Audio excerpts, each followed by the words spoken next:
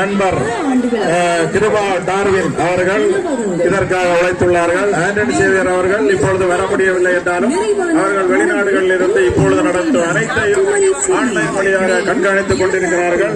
உடலின் அனைத்து அக்கௌண்ட்டுகளையும் ஆன்லைன் மூலமாக சரிபார்த்துக் கொண்டிருக்கிறார்கள். அவர்களுக்கு தக்கலை, கருங்கல், குளச்சல், திங்கள் சந்தை, களியக்காவளை.